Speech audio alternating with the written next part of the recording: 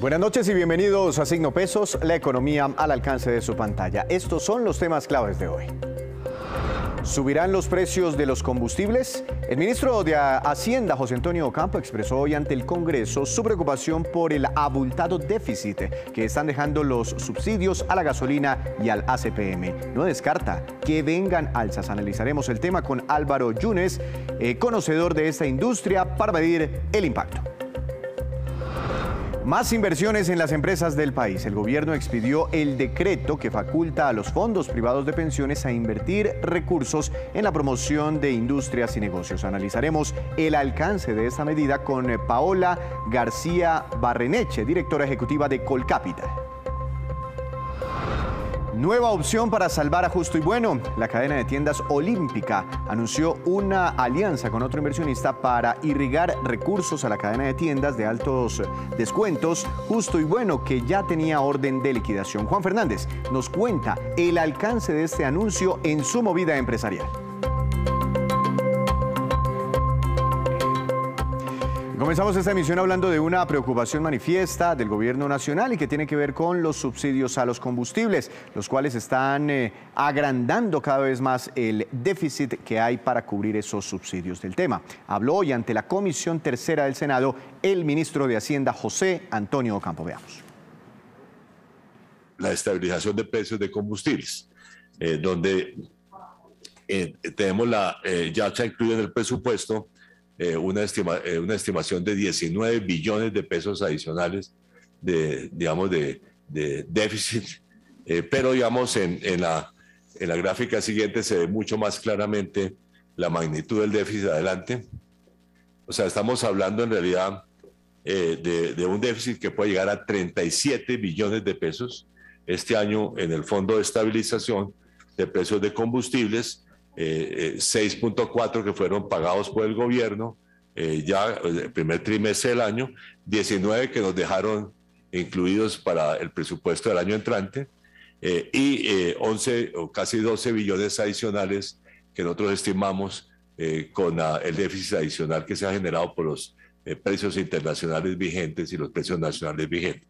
O sea, estamos hablando de 37 billones de pesos de déficit por el caso del Fondo de Estabilización de Precios de Combustibles. Y el año entrante, de acuerdo con esas estimaciones, tendríamos un déficit de 28 billones, a no ser que, digamos, comencemos a aumentar fuertemente los precios de los combustibles, que es un tema, complejo para poderlo de alguna manera. Pero ¿qué tanto impacto habría en los precios de los combustibles si el nuevo gobierno decide dar el paso de llevar los precios nacionales de los combustibles hasta equipararlos con los precios internacionales? Quiero saludar al doctor Álvaro Yunes, expresidente de Fedispetrol y un reconocido empresario de este sector. Doctor Yunes, buenas noches, bienvenido a Signo Pesos, muchas gracias por estar aquí. Buenas noches, Víctor, muchas gracias. Preocupantes las palabras del señor ministro. ¿Por qué le preocupan las palabras del ministro de Hacienda? Pues por lo abultado primero del déficit que se habla. El gobierno que acaba de salir apenas iba en 14 billones. Al día de hoy estamos hablando de 37 billones. Hay alguna incoherencia que los colombianos no supimos atender en debida forma. Pero cualquiera de las dos, las cifras son realmente escandalosas en términos de subsidios. El otro tema es el aumento de precios de los combustibles, que si pretende hacerlo de una manera cruda o fuerte, pues definitivamente el país se verá abocado a un altísimo nivel de costos. Los combustibles, querámoslo o no, con términos matemáticos o no, causa un impacto psicológico en las finanzas de la gente.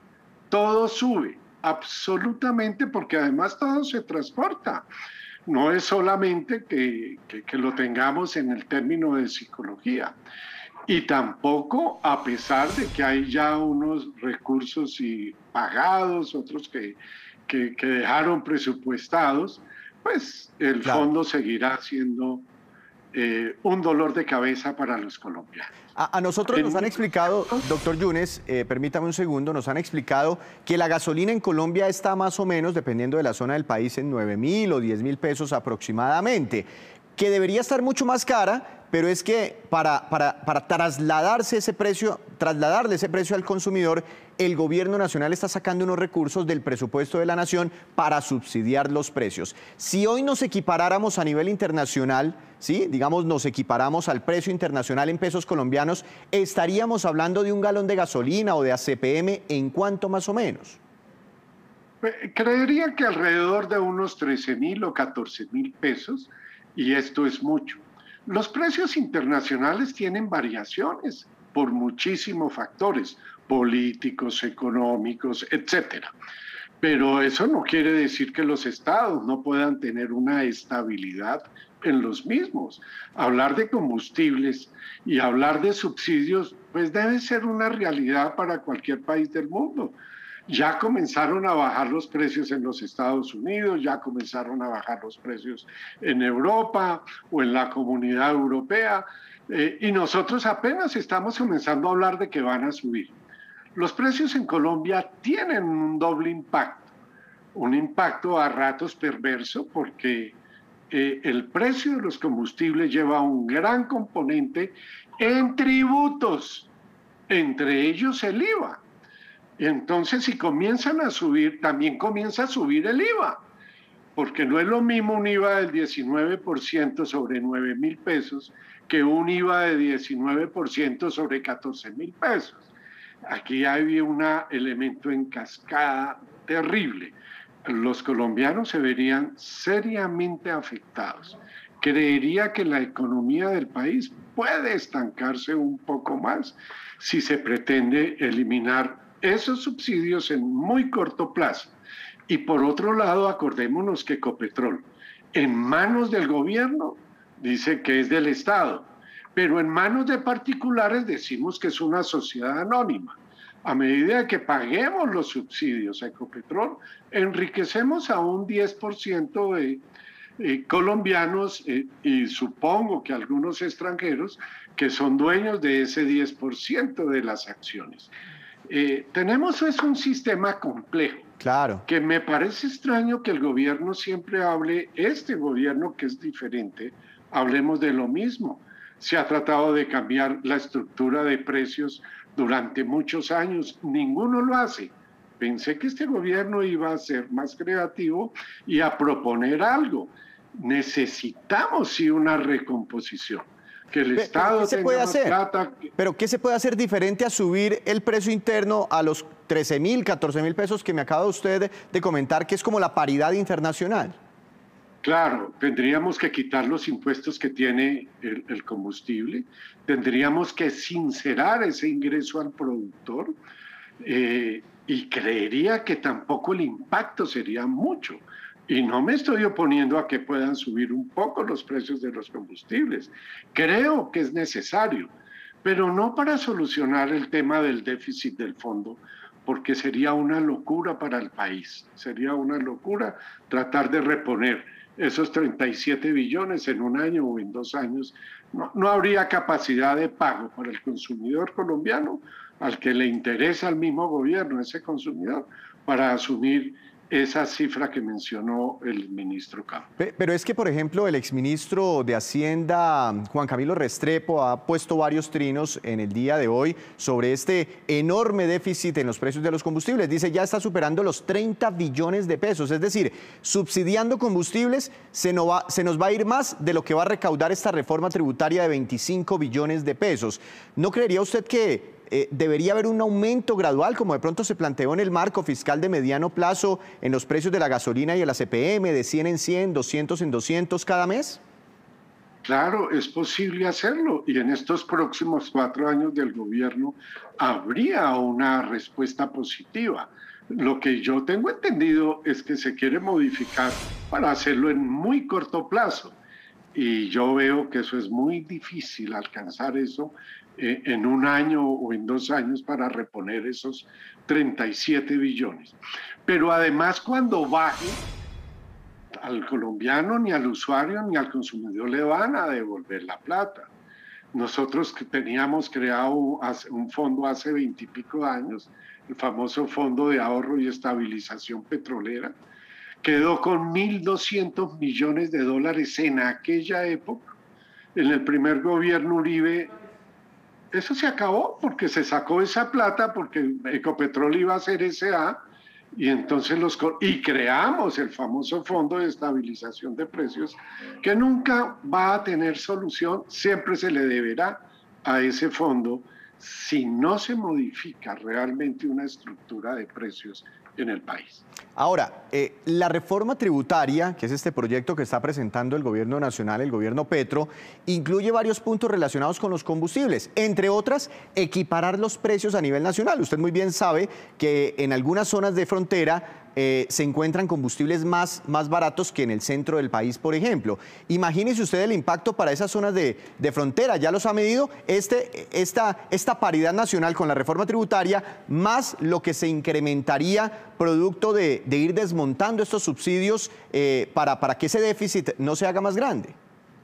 Claro, y uno pensaría que teóricamente debe ser así. Pero la frontera no aguanta que le suban esos precios ahora y que se los suban en un corto plazo. Estaríamos también supeditados qué va a pasar con las relaciones con el vecino país y en términos precisamente de hidrocarburos, cómo se congeniaría.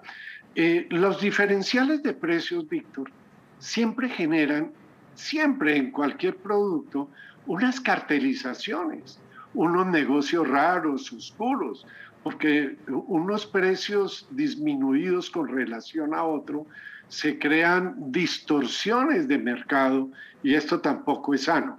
Pero la frontera yo creo que necesita un tratamiento todavía especial, puede que no tan generoso como lo tiene ahora el gobierno, pero hay que rediseñar esa política y aún, sobre todo con el vecino que estamos abriendo relaciones, nuestra querida Venezuela. Pues entonces tiene razón el nuevo ministro de Hacienda al decir que este es tal vez uno de los mayores chicharrones que tiene en este momento el país en términos de finanzas públicas. Doctor Yunes, muchas gracias por estos minutos y seguiremos hablando. Con gusto. Claro, está entre la espada y la pared, si aumenta o no los precios de los combustibles, si no lo hace, crece ese déficit del Fondo de Estabilización de Precios. A propósito de la reforma tributaria, la Asociación Colombiana del Petróleo aseguró hoy que los nuevos impuestos que se proponen harían inviables muchos proyectos de exploración y producción en el país. Veamos la explicación de Francisco Lloreda, vocero de las multinacionales petroleras. La industria del petróleo y gas en Colombia comparte los propósitos del gobierno de reducir la pobreza, de reducir la inequidad social, de aportar en la gestión del cambio climático. En tal sentido entiende la necesidad de recaudar nuevos recursos, no solo para programas estratégicos, sino también para continuar el ajuste fiscal. Lo que ocurre es que la reforma como está planteada eleva la carga fiscal de esta industria hasta un 80%, y esto infortunadamente pone en riesgo la viabilidad de proyectos de exploración, de producción, decisiones de inversión que son claves para Colombia. Por eso pues esperamos continuar en diálogo con el ministro de Hacienda. Él conoce la importancia de esta industria para buscar una tributaria que al tiempo de cumplir los objetivos del gobierno y de garantizar la competitividad de esta industria nos permita seguir aportando recursos a la nación y a las regiones. Y otra queja relacionada con la reforma tributaria surgió hoy en el Congreso de la República de parte de varios parlamentarios. El tema se deriva de una reunión organizada por el presidente del Senado, Roy Barreras, con funcionarios del gobierno, a la que no invitaron a varios parlamentarios. Veamos lo que dijo la representante a la Cámara, Saray Roballo. Precisamente hoy hubo una reunión, una socialización, un taller con el director de la DIAN, una persona tan importante con el tema de la reforma tributaria, en donde el partido de la U no estuvo invitado. Y yo espero que haya sido un descuido de la Cámara de Representantes, del Congreso de la República, para que en las próximas invitaciones y reuniones que se tengan para tratar temas como la reforma tributaria, que hace parte de las comisiones económicas de las cuales el partido de la U, en representación mía y de varios compañeros, hacemos parte, podamos estar y podamos socializar temas tan importantes que le competen a todos los colombianos. ¿Ustedes qué reparos tienen frente a la tributaria? ¿Qué cambios exigirían? Estamos analizándola. Yo creo que en este momento no se puede ser ligeros al decir una decisión final, pero el estudio va encaminado a que debemos ser garantes de que ese progreso en la renta sea mínimo y sea amigable para el bolsillo de los colombianos. Hacemos una breve pausa, pero cuando regresemos espere cuánto creció la economía colombiana durante el segundo trimestre de este año. Ya les contamos. Los fondos privados de pensiones destinar parte de sus recursos para apoyar a las empresas. Para entender esta medida, quiero saludar a la doctora Paola García Barreneche, directora ejecutiva de Colcapital. Doctora García, buenas noches, bienvenida a Signo Pesos. ¿Cómo ha estado? Muy buenas noches, Víctor. Muy bien, muchísimas gracias por la invitación. ¿No había ya una ley en este sentido? ¿Qué hace ahora este decreto? No, no existía esta ley. Esta ley es la ley 2112 del 2021 que acaba de ser reglamentada hace un par de semanas. Precisamente lo que cambia es que ahora esta ley pide a los fondos de pensiones invertir el 3% de sus recursos en los fondos de capital privado.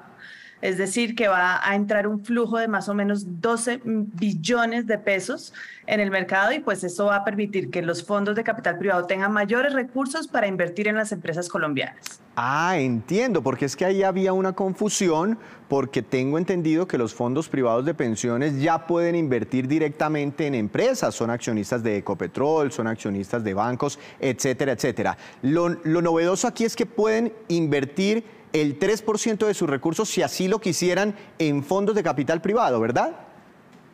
Así es. De hecho, los fondos de pensiones ya invierten en los fondos de capital privado, pero no tenían un porcentaje obligatorio. Y ahora lo que cambia es que les piden que sea por lo menos el 3% de sus recursos en este sector particularmente. Ah, ¿es obligación entonces que el 3% de todo el ahorro pensional en los fondos privados esté invertido en estos fondos de capital?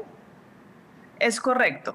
Esto siempre y cuando, pues obviamente tengan las condiciones de rentabilidad que se requieren, pues por supuesto, para cuidar estos recursos y estos ahorros de los colombianos, pero así es. ¿Y entonces qué es un fondo de capital privado? Me llama la atención porque pues yo soy ahorrador de un fondo privado de pensiones y el 3% de lo que yo tengo ahí ahorrado ya obligatoriamente lo deben invertir en estos fondos de capital privado. Un poco confuso el tema, pero ayúdenos con la explicación.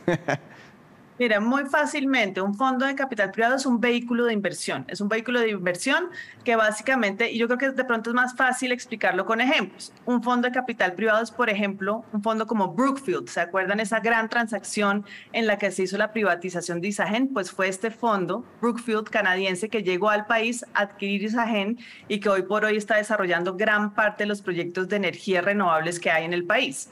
Ese es un ejemplo. Otro ejemplo que es muy conocido es SoftBank. SoftBank llegó e invirtió $1.000 millones en Rappi, cosa que le permitió expandir sus operaciones en diferentes países de América Latina. Y como tenemos varios ejemplos y de empresas pues, que son muy cercanas y muy comunes para los colombianos. Empresas, por ejemplo, como D1, empresas como Boditec, empresas como Andrés Carne de Res, empresas como La Facenda. Y el hecho de que estos fondos de capital inviertan estos recursos en estas empresas colombianas, pues les permite llevar sus operaciones al siguiente nivel, poder expandirse, por supuesto, y adquirir mejores prácticas internacionales que traen estos fondos a la mesa. Estos fondos hablan de una inversión con capital inteligente, es decir, trayendo todas esas mejores prácticas de manejo de los recursos, de manejo del medio ambiente, de manejo de los temas sociales y, por supuesto, de gobernanza. Ese 3%, y ahorita usted me repite la cifra en billones de pesos, ese 3% que ahora pueden invertir o deben destinar como mínimo a inversiones en fondos de capital privado, ¿debe hacerse en fondos nacionales o fondos internacionales también? Se permiten las dos cosas, se permite fondos internacionales siempre y cuando el destino de sus inversiones sea Colombia. Entonces, lo importante es que los recursos al final del día van a llegar a Colombia. Y esos recursos, como le mencionaba, según lo que ha calculado el Ministerio de Hacienda, porque esto es un cálculo que hace el Ministerio de Hacienda, son de 12 billones de pesos. Claro, es que el ahorro pensional en Colombia más o menos está llegando a los 400 billones de pesos por estos días y de ahí sale esa cifra. Ahora, entonces, indirectamente, sin darme cuenta, si soy un ahorrador de un fondo de pensiones privado, seguramente terminaré invirtiendo en grandes compañías. Eso puede ser grandes compañías o pueden ser emprendimientos que están creciendo, por supuesto. Y yo creo que lo que los ahorradores deben saber es que van a ayudar por medio de sus ahorros a desarrollar la empresa colombiana. Esta empresa colombiana que además no solamente está ubicada en las capitales, si miramos, digamos que los recursos de los fondos de capital privado en el país se han invertido a lo largo y ancho del territorio colombiano, llega a 28 de los 32 departamentos. Entonces yo creo que es un impacto muy importante para el desarrollo económico, es un impacto muy importante en generación de empleo. Estas inversiones han generado hasta el momento más de 200.000 empleos y pues con esta inyección de capital a futuro, pues esto será aún mayor. Ahora, dice usted, es la forma como el ahorrador colombiano en fondos de pensiones puede contribuir al desarrollo empresarial. Pero ustedes, ¿cómo le retribuyen al ahorrador? ¿Qué gana el ahorrador que está en un fondo privado de pensiones? Esto, por supuesto, la idea de las inversiones de los fondos de capital es que se generen mayores rentabilidades de las empresas en las que están invirtiendo.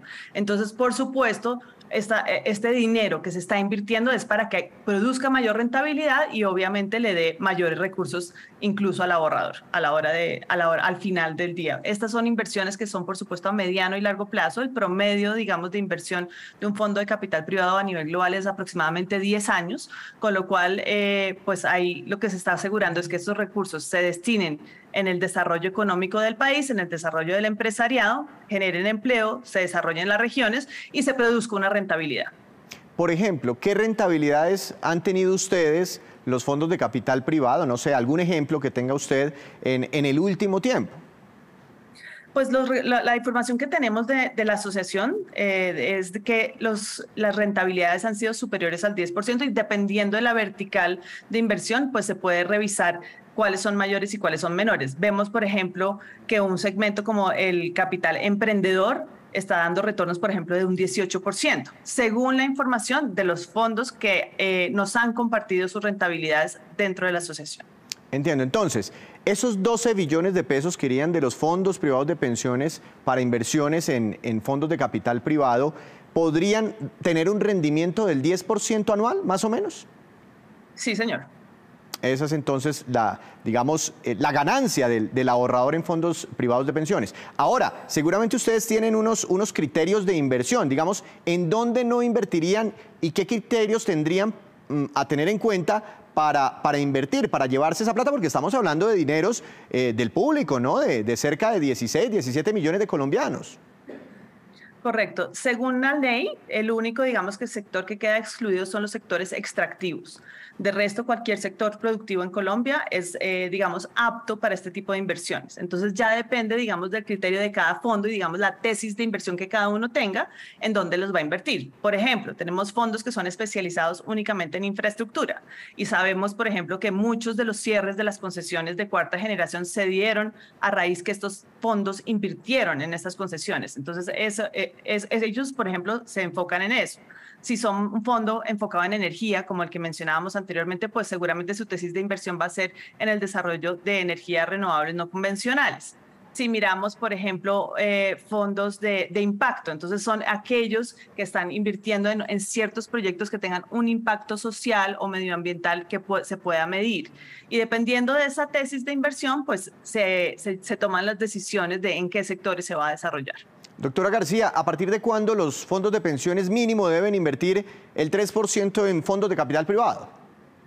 Esto va a ser a partir del 29 de julio del 2023. A partir de ese día ya empieza a regir esta norma. Más o menos tienen un añito para prepararse y elaborar su estrategia de inversión. Muchas gracias, feliz noche. Gracias por compartirnos esta noticia aquí en Signo Pesos. Muchas gracias, Víctor, a ustedes por tenernos.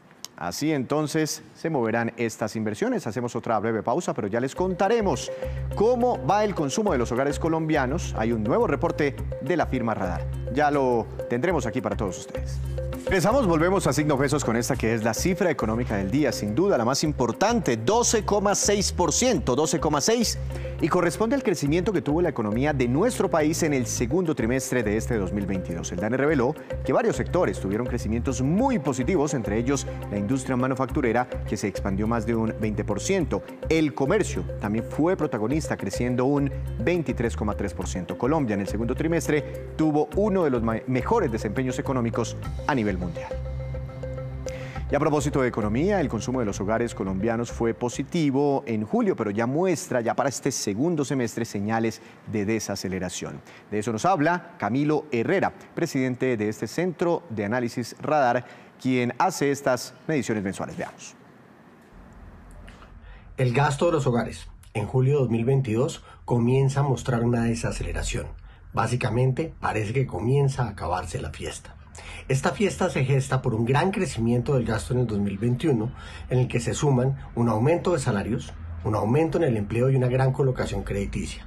Evidentemente esto deja de perder dinámica y de una u otra manera cada vez creamos menos empleos, hay menor colocación crediticia y evidentemente los salarios están viéndose en serios problemas por una inflación superior al 10%. El crecimiento del gasto de los hogares en julio de 2022 fue del 2,1% frente al año pasado, llegando a ser de 88,2 billones de pesos para el total de los hogares que viven en Colombia, incluidos los hogares venezolanos. Esta es una señal positiva, no es negativa. Lo que muestra es que el gasto de los hogares sigue creciendo pese a las grandes dificultades que se están presentando en la economía local y en la economía mundial, que evidentemente pegan en el bolsillo de todos los que vivimos en el país. Llega la hora de saludar a Juan Fernández, quien nos trae noticias del llamado retail. Juan, ¿cuál es la noticia? Buenas noches, adelante. Buenas noches, hoy voy a hablarle de supermercados y esa entrada del Grupo Olímpica, ese modelo de tiendas de descuento. Esa movida tiene que ver con la decisión de ir en llave con una sociedad llamada Plan B Investments e invertir unos $60 millones para crecer en el segmento de las tiendas de bajo costo. La decisión va por crear un fondo de emergencia por $1.000 millones de pesos para atender lo que ha denominado casos apremiantes de los extrabajadores de la cadena de liquidación Justo y Bueno, también la contratación de exempleados de esa cadena y por supuesto de alguna manera tratar de tomar algo de ese negocio para revivirla. Desde el 4 de agosto, la fecha en la que se declaró la liquidación definitiva de Mercadería SAS, que es la compañía detrás de la marca Justo y Bueno Olímpica, dice que está gestionando distintos planes y acciones con miras a asegurar el inicio de actividades comerciales en condiciones satisfactorias para ese modelo con la cadena. Pues buena noticia, Juan. ¿Y será usted qué sabe? ¿Será que habrá una recuperación inmediata de los empleos? Pues mire, dependiendo del número de tiendas con el que comiencen operaciones, puede recuperar casi inmediato cerca de 3.000 puestos de trabajo y reactivar a los proveedores. Todo eso irá conforme a los trámites que se vayan cumpliendo en el proceso de liquidación de la empresa. Ahora, ¿qué lleva a Olímpica a tomar esa decisión de incursionar en el modelo de bajo costo? Pues ninguna otra que el espacio que la cadena ha cedido frente a otras tiendas de descuento, ejemplo ARA o D1. Hoy Olímpica tiene unos 400 puntos de venta distribuidos en 118 municipios y 21 departamentos de Colombia. Su facturación anual, para terminar esta movida de hoy, es cercana a los 6,6 billones de pesos. Juan, muchas gracias. Lo esperamos mañana con más movidas empresariales. Ahora nos vamos con estos que son los indicadores económicos que usted debe conocer siempre antes de irse a dormir.